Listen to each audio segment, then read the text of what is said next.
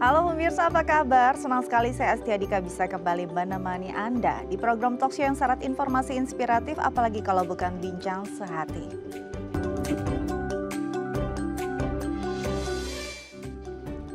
Ya, pemirsa, bincang sehati. Kegiatan menyusu biasanya menjadi kemampuan alami yang dimiliki oleh bayi yang baru lahir gitu ya.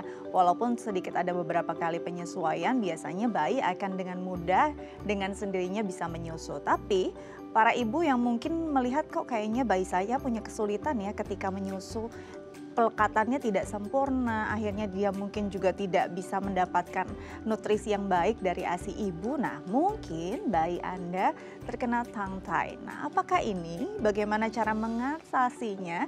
Ini akan menjadi topik kita hari ini. Tapi sebelum itu, ada beberapa fun fact yang akan kita bahas mengenai apa yang tidak boleh dilakukan pada bayi yang baru lahir. Oke? Yang pertama adalah menggoyangkan dengan keras.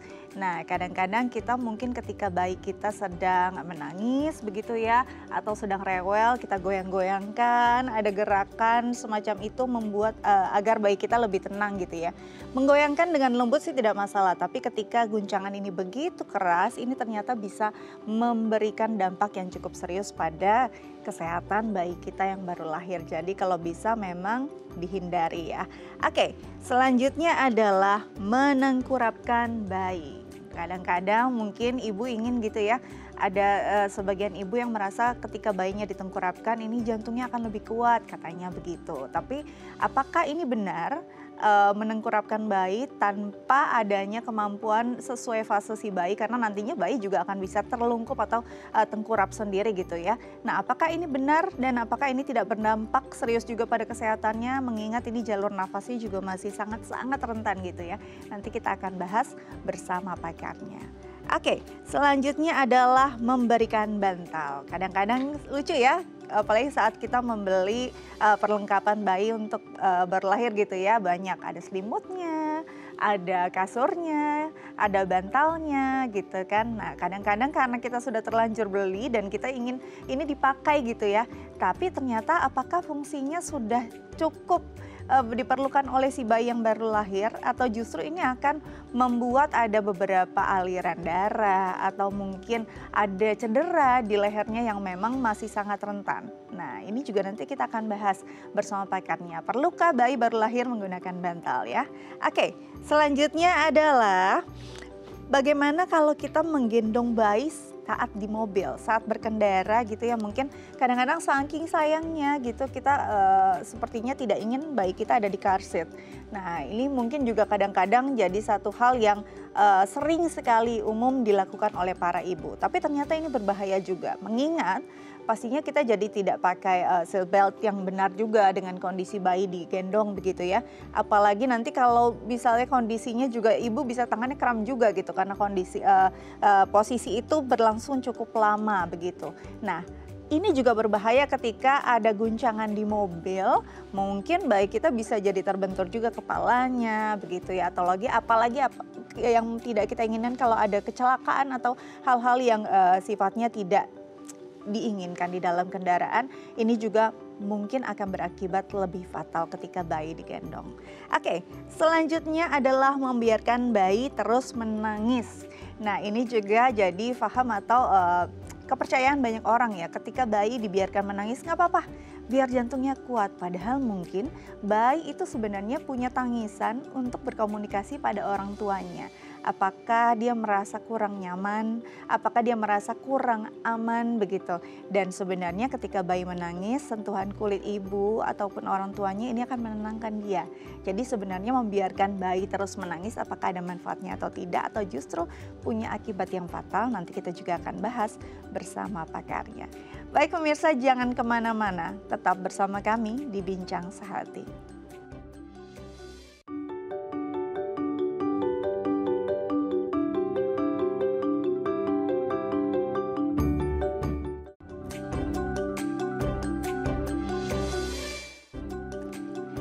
Ya, pemirsa kembali lagi bersama kami di Bincang Sehati. Di segmen sebelumnya kita sudah bahas beberapa gitu ya fun fact seputar apa yang tidak boleh dilakukan pada bayi yang baru lahir. Dan kali ini kita akan konfirmasi bersama pakarnya. Sudah tersambung via Zoom Dr. Triana Darmayanti SPA, spesialis anak dari Rumah Sakit Jakarta. Langsung kita sapa. Halo Dr. Triana, apa kabar? Halo Mbak Dika, apa kabar? Baik, Alhamdulillah. Alhamdulillah. Hari ini kita ngomong tentang bayi baru lahir nih. Pastinya lucu banget ya dok ya. Tapi ternyata Banget. banyak hal yang harus kita perhatikan juga ketika bayi baru lahir. Apalagi memang kondisinya sangat rentan. Nah yang ingin saya pertanyakan dan saya konfirmasi ini ada beberapa fun fact seputar apa yang tidak boleh dilakukan ketika bayi baru lahir. Yang pertama adalah menggoyangkan bayi dengan keras. Ini kadang-kadang sering dilakukan oleh ibu atau mungkin pengasuh atau mungkin neneknya gitu ya. Ketika bayi sedang menangis digoyang-goyangan biar tenang gitu. Ini boleh nggak sih dok? Dampaknya apa? Kalau digoyangkan boleh, tapi tadi dikatakan digoyangkan dengan keras, nah Nah, itu jelas nggak boleh ya. Bahkan ada istilahnya yang cukup terkenal, shaken baby syndrome. ya. Jadi bayi itu bisa mengalami cedera dan penyakit, bahkan bisa fatal jika terlalu digoncang dengan kuat. Jadi memang itu tidak boleh sama sekali. Baik, kebayang sekali bayi baru lahir begitu ya digoncangkan dengan kuat. Kita saja pasti ada goncangan kuat rasanya mual, rasanya nggak nyaman apalagi bayi gitu ya. Oke, Betul. selanjutnya Jadi ada. bisa menyebabkan cedera Nah, otak, kemudian juga bisa tulang punggung, bisa kaki dan sebagainya, betul, macam-macam betul. ya. Jadi dampaknya bisa luar biasa loh, ini bisa fatal. Jadi mungkin kalau di rumah bayinya sedang menangis atau rewel, boleh digoyangkan tapi dengan lembut, dengan penuh kasih sayang, jangan sampai guncangannya terlalu keras ya. Oke, selanjutnya adalah menengkurapkan bayi. Ini sering juga dilakukan nih, katanya ada yang bilang biar jantungnya kuat, biar lebih ya macam-macam lah ya alasannya. Nah sebenarnya boleh nggak nih menengkurapkan bayi yang memang belum pada fasenya tengkurap, apalagi baru lahir. Gimana dok? Ya, itu juga betul disebut tadi bahwa pada bayi baru lahir kita sangat tidak rekomen karena Ya, pertama dia belum bisa bergerak ya, jadi kalau betul. ditengkurapkan kemudian dia tidak bisa mengangkat kepalanya, kalau tiba-tiba ada terhalang nafasnya dia tidak bisa menyelamatkan dirinya sendiri. Mhm. Sementara kan kita khawatirnya orang tua lengah ya ditinggal sebentar, itu tidak bisa. Memang katanya lebih nyaman tidur Mhm. tengkurap, ada sebagian Mhm. anak lebih suka. Tapi Mhm. untuk bayi baru lahir sangat-sangat tidak disarankan karena itu tadi, terutama keselamatan dari saluran nafas dia. Ya, suatu Oke. waktu bahkan bisa dikatakan istilahnya yang ekstrim itu SIDS, Sudden Infant Death Syndrome. Mhm. Itu juga ada Mhm. sindromnya lagi nih, meninggal Benar. mendadak Mhm. pada saat tidur. Nah, kalau Mhm. di luar negeri itu dilaporkan paling sering karena posisi tersebut. Gitu. Oke, ini jadi benar-benar harus diperhatikan karena mungkin masih banyak yang melakukan hal ini. Apalagi mungkin ditengkurapkan di dada orang tua agar merasa nyaman gitu ya. Ini gimana nih dok? Apakah sama juga bentukannya nanti ketika ditengkurapkan tempat tidur, di dada orang Ya, tua? Apakah sebenarnya punya akibat yang cukup fatal juga? ya, sebetulnya ditengkurapkan di dada orang tua, terutama ibu, itu Mm-mm. kan juga kadang-kadang metode untuk menyusui ya, Menyusul, apalagi di awal. Kadang betul. saat kita baru lahir, bayi baru lahir bahkan ditaruh memang diletakkan Mm-mm. di dada ibunya tengkurap. Nah, istilahnya inisiasi menyusui dini. Mhm. Tapi selanjutnya sebetulnya itu juga sekali-sekali boleh karena memang nyaman ya, skin to Ya. skin istilahnya kan, Mhm. kontak kulit seperti kanguru, Mhm. hangat, terus Mhm. bayi juga merasakan denyut jantung Mhm. ibunya atau yang menggendong dia. Itu memang bisa efek menenangkan dan juga menyehatkan. Tapi ada syaratnya. Mhm. Syaratnya harus sadar penuh.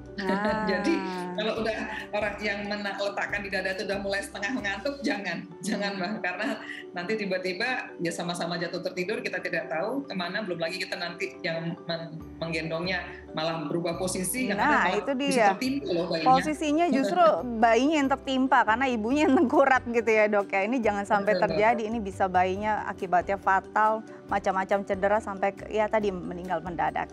Oke, selanjutnya adalah memberikan bantal pada bayi yang baru lahir. Ini kan kadang-kadang kalau kita beli peralatan bayi sepaket ya dok ya, ada gulingnya, ada bantalnya gitu ya. Kadang-kadang kita berpikir buat lucu-lucuan, padahal sebenarnya ini Ya. belum tentu berguna untuk si bayi. Sejauh mana kalau kita memberikan bantal pada bayi yang baru lahir ini bisa berdampak kurang baik pada kesehatannya?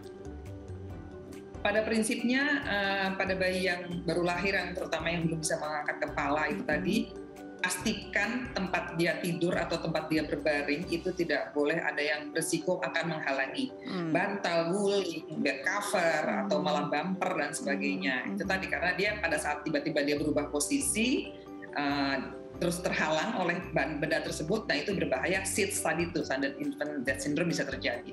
Nah, memang bukan cuma karena bonus ya, Mbak Dika, sebagian orang tua mungkin walaupun nggak bonus, mereka beli tuh. Kenapa? Katanya biar nggak peyang. Betul. Jadi belinya biasanya bantal peyang ya. Bantal peyang ya. Gitu ya. Betul. Jadi bahkan kalau nggak tersedia pun dicari itu bantal. Jadi tapi itu tadi, bahkan ahli-ahli di luar negeri sebagian mengatakan sampai umur 2 tahun loh, Mbak Dika. 2 tahun tidak rekomen pakai bantal. Tapi kalau kita di sini paling nggak ya itu tadi, minimal dia sudah bisa mengangkat kepala, sudah bisa duduk, dia sudah bisa menyelamatkan tanda kutip dirinya sendiri saat dia terhalang ya gitu. Nah, jadi kalau bayi baru lahir sudah jelas kita tidak rekomen. Nah, paling bonusnya kalau misalkan terus gimana nanti anak saya kepalanya kan peyang gitu kan. Nah, itu sebenarnya tekniknya sih ya cukup dengan rajin mengubah kepala saja posisinya gitu saat tidur. Selama ini kan karena baru aware, baru sadar orang tua saat udah peyang. Nah, pada saat itu diubah-ubah udah susah ya. Udah sulit karena ya. sudah nyaman. Jadi harusnya dari lahir itu memang sudah rajin diubah gitu, karena itu ada sebabnya. Karena rata-rata kan yang peyang itu memang karena terlalu lama di satu posisi kan, jadi itu butuh waktu. Jadi ya jangan biarkan sampai seperti itu. Kalau alasannya cuma supaya nggak peyang, ya biasakan saja diganti-ganti saat tidur, menghadap ke kiri, menghadap ke kanan kepalanya, menoleh gitu ya, tapi tetap dalam posisi terlentang. Baik, jadi memang yang harus digarisbawahi ketika kita baru punya bayi yang baru lahir, memang orang tua tidak bisa meninggalkan bayi tidur begitu saja. Paling tidak kita harus memperhatikan juga gitu ya Dok ya. Apalagi kalau misalnya tadi mau nggak peyang ya perlu usaha gitu, perlu effort juga ya.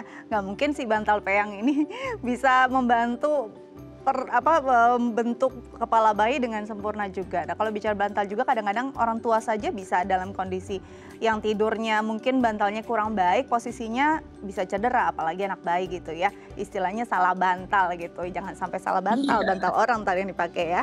Baik, selanjutnya adalah menggendong bayi yang baru lahir di mobil ketika berkendara atau mungkin sedang dalam perjalanan. Kadang-kadang mungkin baru lahir lagi senang-senangnya gendong ya kan, ibu baru nih kan, jadi semuanya maunya digendong.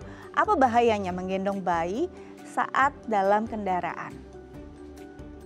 Ya, jadi untuk bayi digendong dalam kendaraan itu sebetulnya bukan cuma bayi baru lahir, pada dasarnya bayi memang kita tidak rekomen, karena sekuat-kuatnya yang menggendong pada saat terjadi benturan mendadak dan kita tidak pernah tahu itu terjadi kapan. Refleks orang itu kan kita tidak bisa tebak ya. Artinya refleks yang menggendong juga kita tidak bisa tebak. Apakah dia refleks yang menahan atau dia refleks kita kadang kan alami kita akan melindungi kepala kita atau mencari pegangan gitu kan. Jadi ada kemungkinan saat kita mau melindungi kepala atau mau mengambil pegangan ya sudah tangan kita lepas dari bayi. Itu satu. Kedua, bayi itu sendiri juga jadi kan kalau terbentur, maksudnya kalau digendong, lalu kan itu ada istilah efek pingpong. Jadi saat terbentur itu dia bisa maju mundur gitu kan, namanya benturan kan nggak bisa sekali gitu kan enak kan. Nah pada saat itu dia juga membahayakan orang yang menggendong dia gitu loh. Kalau dia pingpong kan dia cukup lumayan tuh, bayi baru lahir aja sudah mungkin 3 kilo. Apalagi bayi yang udah 5 bulan, udah 6 kilo, 7 kilo itu kalau membentur bolak-balik ke badan yang menggendong itu juga bukan cuma bayinya yang menggendong juga bisa bahaya. Dan yang paling ekstrim pada saat lepas bayi itu yang dikhawatirkan tuh bisa sampai mental ya, Mbak Dika, sampai loncat keluar dari kaca depan terutama karena kan biasanya benturan tuh kalau frontal yang ke arahnya ke depan ya, gitu depan belakang. Jadi sangat tidak rekomen apapun alasannya kalau memang harus membawa pakai kendaraan, maksudnya mobil atau apa, pakai car seat, dan itu juga ada pedomannya nanti kan, ada tergantung usia, posisinya dan sebagainya. Jadi memang tidak disarankan, sangat tidak disarankan untuk menggendong bayi selama perjalanan, baik yang baru lahir ataupun bayi yang memang sudah besar. Ini makin besar makin berat gitu ya. Car seat adalah satu solusi. Apalagi jangan sampai ada juga yang ibu-ibu nekat gitu karena ingin keluar gitu ya, masih menggendong bayi sambil menyetir. Ini juga bahaya sekali gitu ya. Aduh, serem banget. Baik, gitu ya. Iya, serem banget itu sih sebenarnya. Baik, selanjutnya nih Dok ya. membiarkan bayi terus menangis. Nah, kadang-kadang juga ini jadi satu alasan mungkin orang tua kita ya, pagi-pagi biasanya bayi habis dimandikan menangis, nggak apa-apa biarin aja, biar kuat jantungnya, menangis itu sehat. Nah, sejauh mana menangis itu bisa sehat dan bisa dibiarkan? Silakan dok. Ya. Mungkin istilahnya yang membiarkan itu mengatakan jangan nanti bau tangan gitu ya Mbak. Iya, bau tangan, jangan bentar-bentar digendong kalau nangis Jangan gitu ya. dicubit dia gendong, nanti bau tangan. Nah sebetulnya mungkin tadi di awal Mbak Dika juga sudah sempat sebut sih ya pada saat pengantar bahwa pasti ada sebabnya kan kalau bayi menangis itu. Jadi kita nomor satu fokus kita cari gitu loh. Kalau dia menangis terus tuh kan nggak mungkin dia tiba-tiba punya ilham saya nangis aja deh. Iya. Tidak, pasti iseng gitu ya nangisnya ya dok ya. Iya, saya mau ini gitu. Sekarang saya mau menangis gitu kan. Enggak. Jadi kita harus cari, fokusnya kita harus cari sampai ketemu gitu kan. Kedua, bayi-bayi itu terutama bayi kecil ya. Kalau bayi di atas 6 bulan tuh mungkin sudah mulai bisa drama tuh Mbak Dika. Betul, Jadi merajuk ya dok. Udah mulai bisa kan? Udah mulai gitu udah mungkin. Jadi sementara kalau yang kecil tuh dia tidak bisa dibuat-buat. Kalau memang dia menangis, memang ada sesuatu yang dia butuhkan. Walaupun kadang-kadang kebutuhan itu belum tentu fisik, udah dicari, nggak ngompol, udah kenyang gitu kan. Nah, kan kebutuhan psikis juga bagian dari kebutuhan dia dan karakter anak beda-beda. Ada yang mudah, misalkan mau tidur dia lebih suka ditaruh. Kalau udah mengantuk dia malah nggak suka digendong. Jadi ya udah kita taruh. Tapi ada bayi-bayi tertentu yang karakternya ingin dipeluk saat dia mau tidur dan itu karakter anak memang dari sananya dan kita harus penuhi. Malah dulu pernah ada penelitian yang pernah meneliti ternyata anak-anak yang cepat direspon saat bayi kecil katanya nih pada usia 2 tahun 3 tahun saat dipantau kembali mereka menjadi orang yang lebih anak-anak diteliti pas 2 tahun ke atas anak yang lebih pede istilahnya. Dia kalau dilepas tidak ada cemas perpisahan, ditaruh di suatu ruangan dia cukup melihat siapa yang mengantar dia dari jauh lalu dia pergi saja. Tapi ternyata katanya nih ada penelitian dulu anak-anak yang dulunya dibiarkan nangis sampai berhenti jadi tidak bau tangan tanda kutip mandiri gitu ya, tidak minta gendong terus, ternyata pas 2 tahun 3 tahun dicoba dilepas gitu di satu ruangan mereka sulit sekali untuk melepaskan tangannya dari yang mengantarnya. Kenapa? Karena dia punya pengalaman bahwa dulu kalau saya nih sering tidak direspon gitu loh. Maksudnya jadi saya kalau sekarang pergi nanti ada orang nggak ya? Jangan-jangan nggak ada respon lagi, nggak ada yang menjaga saya kalau saya masuk ke suatu ruangan. Itu salah satunya. Cuman intinya ya kita harus carilah penyebabnya dan anak karakter beda-beda. Jadi jangan dibandingkan anak lain bisa, ya itu kan anak lain gitu kan. Kira-kira seperti itu. Jadi memang justru dampaknya bukan hanya pada kesehatan dia, karena pasti kan menangis itu capek juga ya dok ya, tapi juga bisa berdampak pada sisi emosional juga dan psikisnya juga. Apalagi mungkin sebenarnya ketika kita respons cepat, ini adalah afirmasi yang positif juga untuk si bayi. Jadi bayi merasa lebih cepat aman, tidak diacuhkan begitu. Dan ternyata menurut penelitian justru bayi-bayi yang tadinya dibilang mandiri itu justru makin takut ketika sudah masuk ke usia balitanya untuk ditinggal oleh orang tuanya. Oke, dok nanti kita akan lanjut lagi tapi kita harus jeda terlebih dahulu. Pemirsa jangan kemana-mana, tetap bersama kami di Bincang Sehati.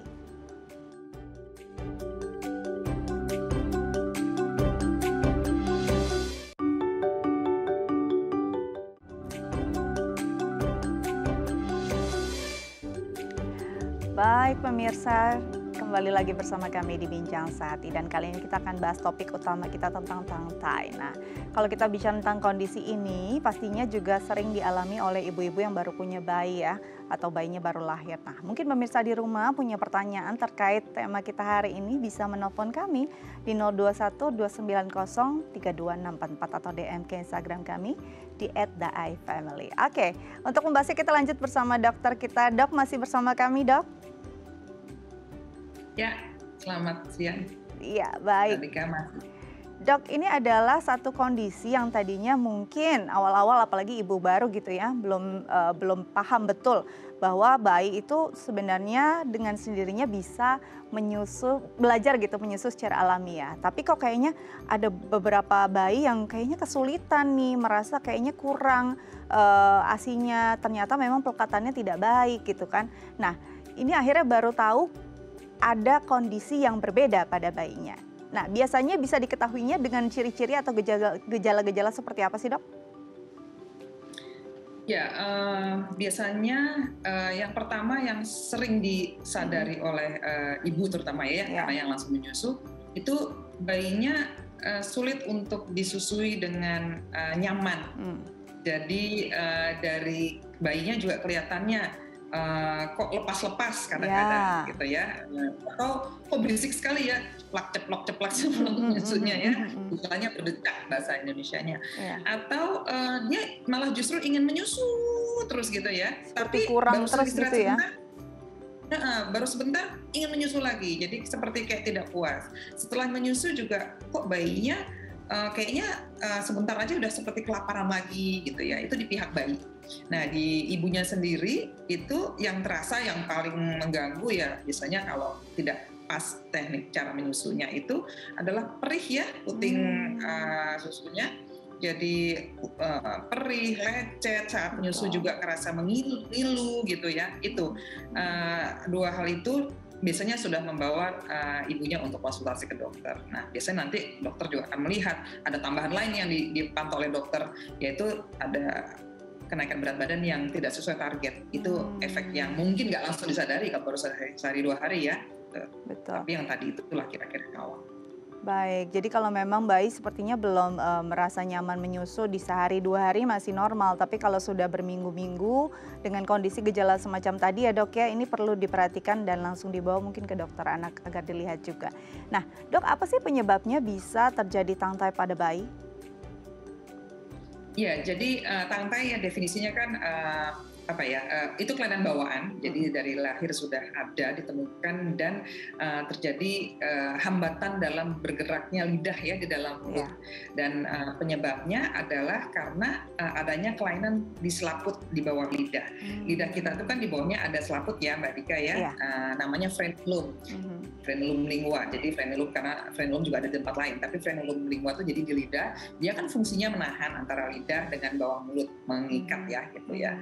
Nah kalau kan kita jadi lidah tak bertulang kali ya, lepas kemana-mana, literally. Nah kemudian anak-anak tertentu, bayi-bayi tertentu saat lahir itu kondisinya ternyata pendek ya, frenulumnya itu selaputnya pendek atau tebal, atau posisinya tidak normal sehingga lidah itu sulit bergerak dengan leluasa dan menjalankan fungsinya untuk menyusu, untuk nanti besar bicara gitu ya, kira-kira seperti itu.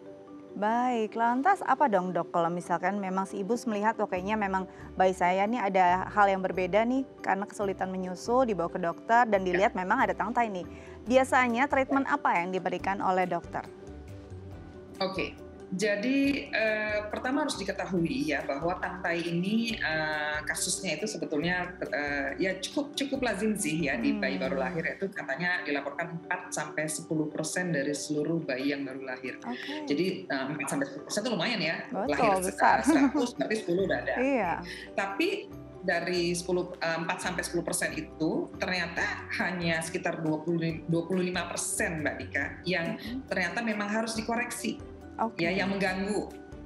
Jadi tidak setiap tangkai ini tindakan tidak begitu Mbak gitu loh. Jadi jadi bayangkan dari 4-10% itu hanya 25%-nya lagi. Jadi kalau kita ambil sekitar 4%, 25%-nya berarti hanya 1%. Jadi sebetulnya dari 100 bayi yang baru lahir itu paling hanya 1 atau 2 yang perlu diintervensi ya. Maksudnya dikoreksi yang tidak konservatif istilahnya. Nah, baru kita bicara tentang apa sih terapinya. Terapi nomor 1 tentu saja sebelum menerapi kita menentukan dulu ini levelnya parahnya seperti apa tadi kita bilang ya.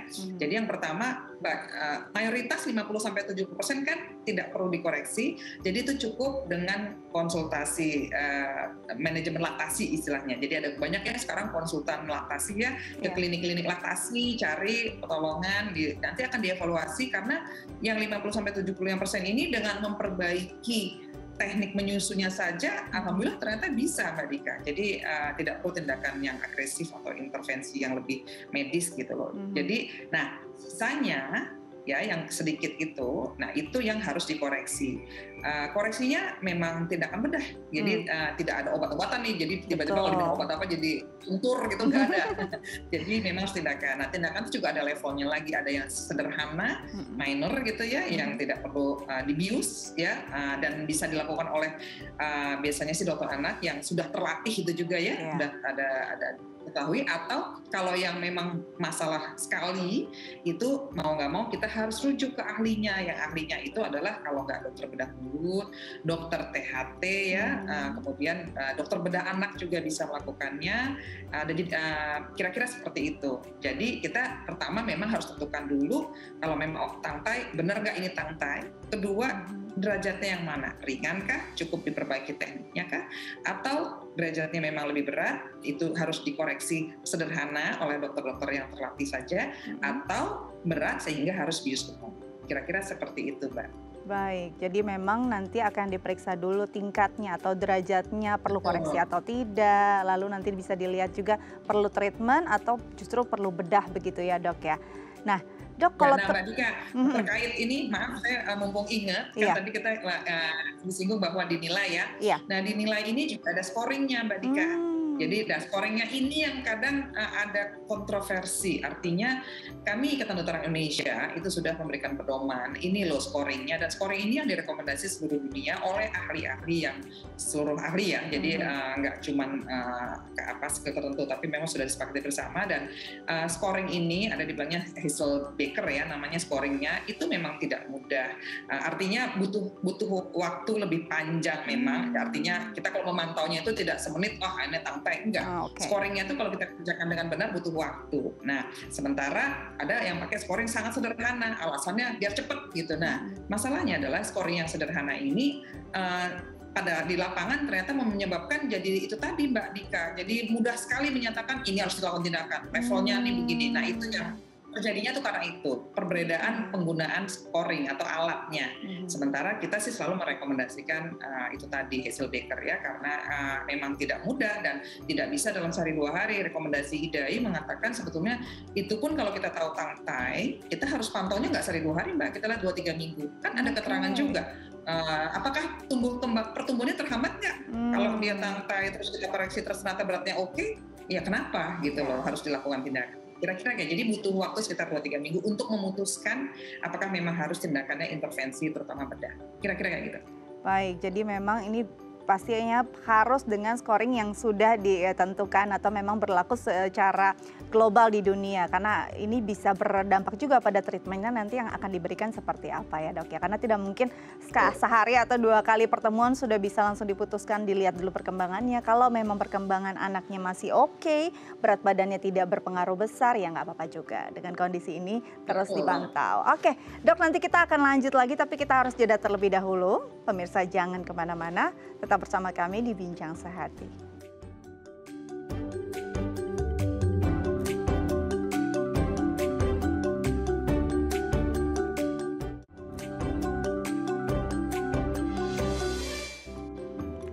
Baik pemirsa, kembali lagi bersama kami di Bincang Sehati, masih membahas tentang tangtai. Nah, pemirsa di rumah yang mungkin punya pertanyaan terkait tema kita hari ini bisa menelpon kami di 021-290-32644 atau DM ke Instagram kami di @daifamily. Kita lanjut bersama dokter kita. Dok, kalau bicara tentang tangtai, nah ini kan kesulitan pertama yang dihadapi adalah ketika menyusu. Lalu mungkin dalam kondisi-kondisi dengan scoring yang tidak terlalu mengkhawatirkan, tidak ada tindakan bedah. Nah, apakah ke depannya nanti ada kendala-kendala baru yang memang dihadapi oleh orang tua dan juga si anak gitu ya? Mungkin setelah proses menyusu ada proses makan MPASI pertama. Nah, apakah tangtai ini juga berpengaruh? Ya, kembali ke masalah derajat tangtainya kan ya. Jadi karena tadi kalau kita bicara tangtai yang mayoritas itu dengan bertambahnya usia justru kan dia banyak dipakai ya Mbak Dika. Jadi sebetulnya sebagian bisa malah makin lentur. Yang tadinya tight ya, jadi kurang lentur akhirnya bisa lentur. Jadi banyak juga yang istilah dikatakan resolve simultaneously, jadi bisa hilang sendiri gitu. Nah, tapi memang ada sebagian kecil yang berlanjut. Nah, yang berlanjut ini masalahnya mungkin salah satu yang sederhana, kalau lidahnya kurang leluasa saat dia mulai makan kan kita membersihkan mulut ya, pakai lidah kadang-kadang ya, nyangkut-nyangkut gitu. Nah, itu jadi susah tuh pada anak yang sudah mulai besar, sudah bisa mengatur makan, dia bisa membantu membersihkan sebelum sikat gigi misalkan itu ya. Jadi banyak yang nyangkut. Jadi ada sebagian kecil yang jadi higiene mulutnya tidak baik karena tangkainya tidak dikoreksi ya, yang karena dia memang tidak membaik gitu ya, levelnya memang cukup berat. Kemudian ada juga pasti mungkin cadel ya, itu mungkin ibu-ibu udah paham lah mungkin dipikir itu, tapi cadel berbeda dengan keterlambatan bicara. Oke, karena ada juga wah ini terlambat bicara karena tangkai, ya enggak kali, kalau terlambat bicara itu kan kosakata, itu terkaitnya dengan pendengaran, dengan otak gitu ya. Kalau lidah ya bukan keterlambatan bicara, ya dia bicara nggak ada masalah tapi cadel. Dan kadang kalau dia nggak terlalu ngeh orang tuanya ya, itu diketahuinya memang sudah agak besar. Jadi menyusul dia masih bisa, ada mungkin baru dilaporkan oleh speech terapinya, terapi bicara. Misalkan dia kan cadel nih, dibawa ke terapi bicara supaya lebih lancar. Nah, kadang ditemukan oleh terapi bicara, ini ternyata kemungkinan karena lidahnya saja. Jadi nggak semua juga harus dikoreksi saat baru lahir kan. Ada yang baru ketahuan pas lahir, nanti pas sudah agak besar. Kira-kira kayak gitu. Jadi memang efeknya bisa panjang. Oke, ini menarik. Jadi berarti bukan tangkai yang akan menyebabkan orang atau anak speech delay, begitu ya dok ya? Ini kondisi yang berbeda justru. Ini memang karena bicara itu prosesnya bukan hanya di lidah secara harfiah gitu ya, tapi memang prosesnya dari otak juga ada perintah dan segala macam, dan juga memang perlu terapi secara psikologis juga. Nah, kalau kita sudah melihat anak kita mungkin akhirnya anak saya cadel nih karena tangkai, apakah ini bisa diperbaiki atau memang diperbaikinya harus dengan dibedah saat usia dia sudah besar, bagaimana dok?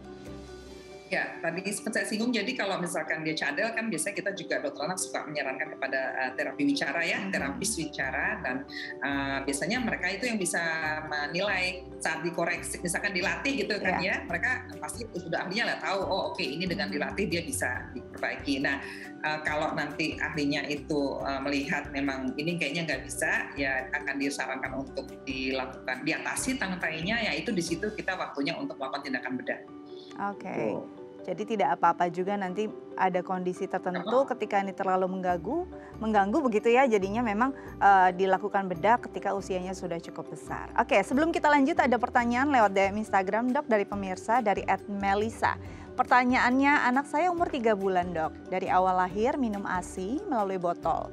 Awalnya saya pikir tidak mau menyusu langsung. Ada yang bilang anak saya terkena tangkai, apa benar? Lalu apakah setiap kasus tangkai harus dilakukan tindakan operasi? Baik, silakan dok. Ya, apakah benar pertanyaannya? Nah itu tadi memang datang ya, maaf ibu siapa tadi namanya? Melisa. Ibu Melisa, ya itu seperti ini yang perlu dibawa ke dokter, lebih baik kalau misalkan dokter anak, untuk dinilai justru apakah benar memang tangkai, karena kan anak tidak mau menyusu banyak masalah juga ya, gitu. Artinya bisa aja kemungkinan lain. Jadi dibawa untuk dilihat, lalu nanti kan diperiksa. Ada tekniknya Mbak Dika, namanya Murphy's maneuver ya. Jadi ada teknik dengan sederhana sekali, jarinya dokter anak misalkan menelusur di dasar mulutnya untuk menilai apakah ini tangkai atau bukan. Jadi itu kan baru subjektif ya, kalau nggak mau atau menyusu susah atau puting perih. Tapi ada untuk yang objektifnya adalah namanya teknik Murphy. Jadi dengan itu nanti ada levelnya. Kalau dokternya meraba masih lancar, itu grade-nya berarti paling ringan. Atau kalau misalkan dia harus dokternya harus sampai loncat menyeberangi tadi frenulumnya, itu berarti dia levelnya sudah. Ada yang sama sekali nggak bisa dilewati, nah itu derajatnya beda. Jadi bawa ke dokter, dipastikan apakah memang tangkai, karena ini menentukan sekali untuk terapi selanjutnya. Dan tadi ditanya apakah perlu operasi, tadi sudah sempat disinggung bahwa kecil hanya sedikit persentase yang harus dilakukan tindakan operasi, baik yang umum maupun yang sederhana ya, itu tetap sedikit. Baik, jadi untuk bisa melihat lebih jelas lagi memang harus dibawa ke spesialis anak untuk dilihat juga, karena kondisinya tidak bisa menyusu dengan langsung pada ibu, bisa juga macam-macam masalahnya ya dok ya, mungkin karena ada bingung puting ataupun memang ada kondisi-kondisi lain, apalagi dengan botol susu akan lebih mudah bayi kan kadang-kadang mungkin kita juga manusia lebih memilih yang lebih mudah dibandingkan yang sulit gitu ya Nah, untuk diambil air Mbak Dikanya susunya. udah pinter ini mengenai Baik. biung puting ini. Itu saya belum mention, bagus. Benar sekali Mbak Dika, benar banget. Jadi jangan-jangan memang itu tadi, memang kalau udah merasakan botol, Ya. itu memang biasanya males. Karena kan kalau botol kita, bayi itu mangap aja susunya masuk ya Mbak. Betul, Kalau betul. misalkan netes itu perlu usaha ikhtiar itu dia. Jadi kalau dibiasakan itu, makanya sebetulnya dari awal mumpung disinggung nih Mbak Dika, terima kasih nyebut biung puting. Dari lahir sebetulnya kita kalau misalkan ada awal-awal masih belum lancar dengan menyusu langsung, atau karena orang tuanya harus pergi atau apa sehingga tidak bisa ya langsung direct gitu ya menyusu langsung, itu memang harusnya pakai cup feeder ya Mbak Dika, Iya, bukan betul. dengan botol. Betul, Karena cup betul. feeder itu ternyata walaupun bentuknya sangat berbeda dengan puting payudara, lebih mirip botol kan dot ya, Iya. tapi ternyata saat teknik meminum bayi itu ternyata lebih mirip kalau pakai cup feeder dibanding kalau dia menyusu pakai botol. Karena kalau cup feeder itu dia menjilat Mbak Dika. Iya, betul. Dan kalau bayi menyusu langsung tuh menjilat juga. Sementara kalau kita pakai botol itu dia ngenyot ya, pipinya aja udah berbeda. Betul. Jadi itu yang bikin bingung betul banget. Jadi nomor satu mungkin jangan awalnya sudah sempat dikenalkan dengan botol sehingga dia jadi ada yang mau. Betul sekali. Terima kasih. Gitu. Baik. Nah, Dok, kalau kita bicara tentang kondisi tangtai, tadi mungkin cadel, ada beberapa orang juga memang tidak, ya udah nggak apa-apa saya cadel juga lucu, jadi mungkin lagi jadi identitas diri gitu ya. Nah, apakah ada masalah kesehatan lain yang Cinta Laura gitu ya. Nah, apakah ada masalah kesehatan lain yang mungkin akan dihadapi ketika seseorang tidak mentreatment tangtainya?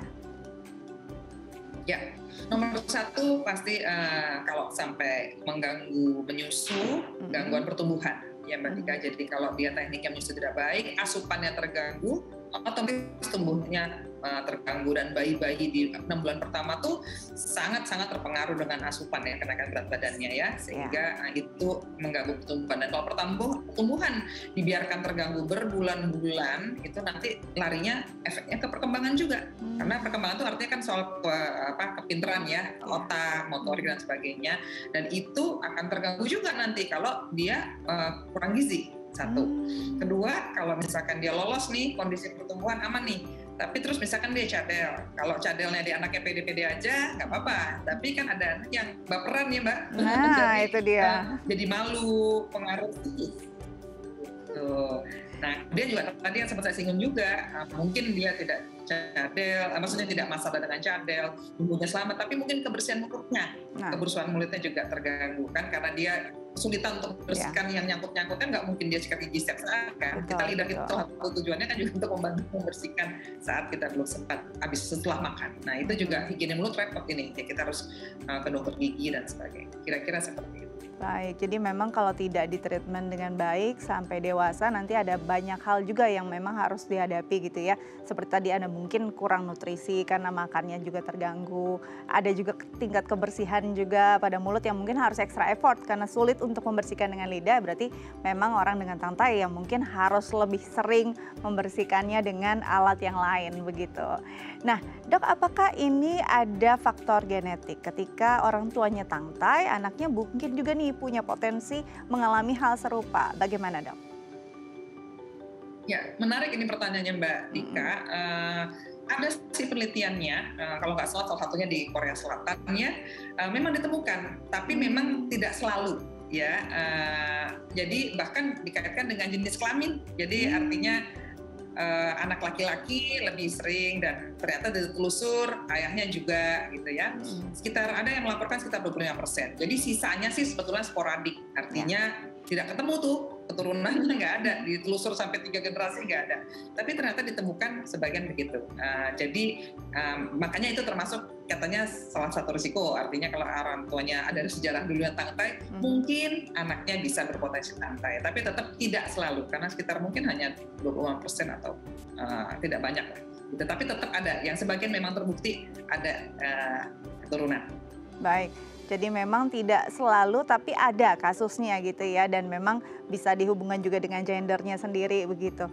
Nah Dok, kalau tadi dokter bilang ada yang ketahuannya baru pas usianya cukup besar begitu ya, saat bayi dia tidak ada masalah menyusu nih, ternyata baru mulai ada masalah ketika makan atau baru mulai bicara gitu, belajar bicara baru terlihat nih ada masalah. Nah, kondisi seperti itu apakah memang treatmentnya akan lebih sulit dibandingkan waktu masih bayi?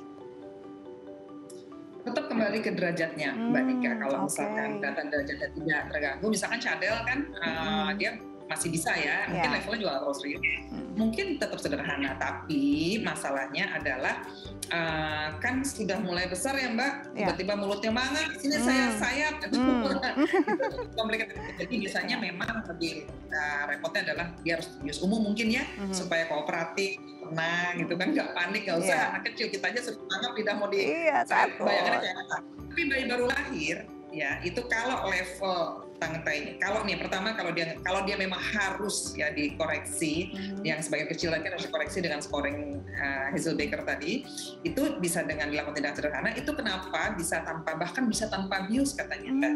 Kenapa? Karena ternyata anatomi kita itu yang membran tadi itu selaput tadi frenulum itu di daerah situ tuh minim pembuluh darah dan minim saraf sebetulnya.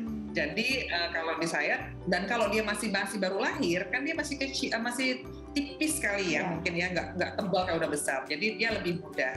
Nah mungkin kalau udah lebih besar kan saraf sudah lebih berkembang, terus pasti lapisannya juga sudah makin tebal dibanding bayi yang lahir kan. Jadi pada saat itu lebih, karena mungkin lebih sulitnya belum tentu karena derajatnya lebih berat, tapi secara teknis atau secara kondisi karena dia sudah lebih membesar, menebal, lebih sulit aja. Kira-kira kayak gitu. Tapi kalau bayi kecil, kalau cuma sederhana hanya tipis aja yang harus dikoreksi, misalnya itu tidak perlu diapain dan bisa langsung menyusu, bahkan habis sesudah disayat langsung menyusu, nggak ada masalah. Baik ya, secara psikis juga bayi yang baru lahir lebih siap kayaknya karena belum banyak mengerti ya dibandingkan anak kecil. Mungkin katanya malah dilaporkan kalau di luar negeri Mbak, nah itu malah katanya ada yang bayi-bayi yang sambil tidur di saya itu dia nggak bangun Mbak, katanya begitu. Saking tidak terasanya begitu ya. Nah kalau sudah besar ini lain cerita nih, sariawan aja di area itu udah mau nangis rasanya. Baik. Mau imunisasi aja udah lari Mbak. Betul. Jadi memang tantangan psikisnya lebih besar juga ketika anak sudah mulai besar. Baik, nanti kita akan lanjut lagi ya dok ya, tapi kita harus jeda terlebih dahulu. Pemirsa jangan kemana-mana, tetap bersama kami di Bincang Sehati.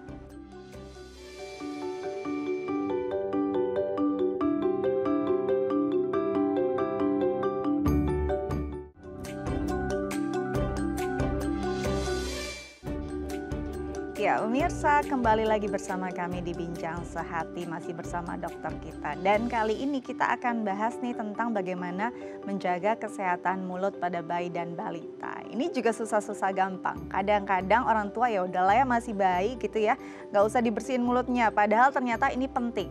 Oke, nanti kita langsung konfirmasi juga bersama dokternya ya, dok. Kembali lagi bersama kami di Bincang Sehati ya dok ya.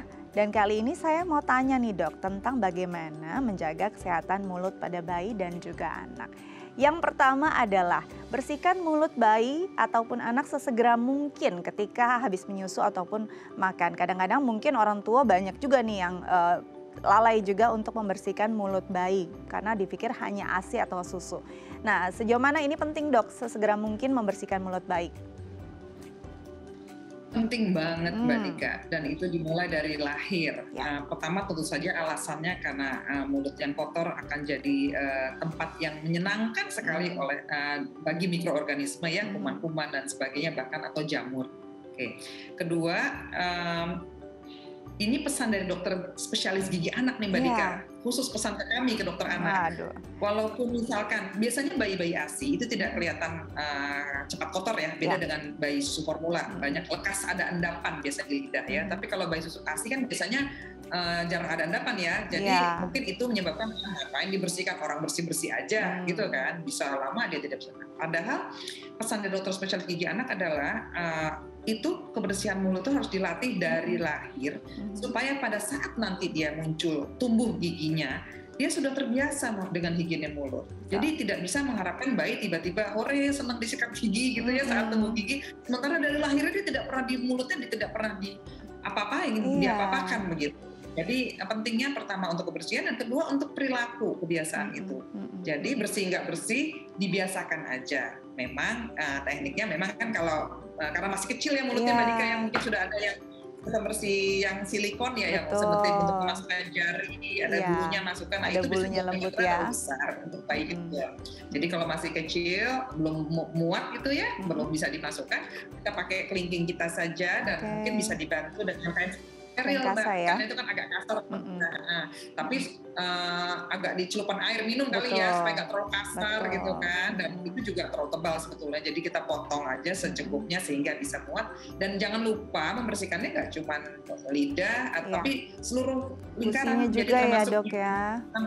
pipi dan ini Mbak Dika, dinding dalam pipi itu loh. Betul, Kalau pipi-pipinya. istilahnya langit-langit semua begitu harus dibersihkan semuanya. Jadi saat dia nanti tumbuh gigi, dia senang dengan sikat gigi. Dan Iya. tumbuh gigi itu kan waktu bayi ya Mbak. Jadi Betul. nggak bisa setahun nanti baru tumbuh gigi. Dari bayi dia sudah ada gigi. Saat itu dia sudah harus dikenalkan dengan sikat gigi Betul. kan. Gitu. Betul, ini penting, jangan sampai salah kaprah. Belum ada giginya ngapain dibersihin? Karena sebenarnya kesehatan mulut itu bukan cuma di gigi ya, semuanya harus dibersihkan. Oke, selanjutnya adalah perhatikan juga nih air putih. Nah, kalau air putih ini rada-rada riskan, kita juga harus perhatikan karena bayi yang baru lahir juga nggak boleh terlalu banyak air putih kan ya dok ya. Nah, gimana menggunakan air putih ini agar tepat guna juga pada si bayi untuk membersihkan mulut? Ya, air putih, ya kalau ASI eksklusif tidak dibersihkan dengan air putih ya. Iya, Nah, betul. dia tidak ditambah air putih, jadi tetap ASI dan nanti dibersihkan pakai mulut. Tapi nanti saat dia sudah mulai empasi, di situ memang wajib Mbak minum air putih. Iya, harus ya dok ya. Ya, dan tapi memang kita nyarankan jangan bolak-balik dikasih minum saat pertengahan makan ya, karena nanti kenyang ya. Lebih baik di awal sama paling di akhir saja. Tapi kemudian nih Mbak, nah ini salah satu pedoman makan yang direkomendasi internasional bahwa kan salah satu cara rule of feeding, cara makan supaya anak tidak boring, tidak sulit makan. Salah satunya adalah memang kan makan itu maksimal 30 menit. Selesai nggak selesai 30 menit selesai. Nah selanjutnya 2 jam sesudahnya itu dia tidak boleh makan, tidak boleh susu, tidak boleh snacking dan sebagainya. Di situ itu justru air putih Mbak Dika, gitu. Jadi dia hanya boleh dikasih air putih. Dia haus air putih, tidak boleh air manis, tidak boleh susu, tidak boleh makan dan yang lain-lain. Gitu. Jadi sebetulnya minum kita sudah cukup sering. Jadi memang tidak sudah apa-apa, sudah ada aturannya nih terkait air putih ini ya dok ya. Baik dokter, terima kasih banyak, tipsnya sangat berguna untuk kita semua, apalagi ibu-ibu baru yang baru punya baby ya, baru punya bayi yang baru lahir, ini pastinya sangat berguna. Dokter tetap jaga kesehatan, selamat kembali bertugas. Makasih, sama-sama, tetap stay healthy ya, tetap Iya, jaga kesehatan, jaga prokes juga Mbak Dika dan teman-teman di Diet TV. Salam buat Diet TV semuanya. Iya, terima kasih dok. Baik pemirsa, bagaimana tips dari dokter kita hari ini sudah dicatat semua, semoga berguna untuk Anda. Saya Astia Dika pamit undur diri, jangan lupa selalu nonton Bincang Sehati. Sampai jumpa.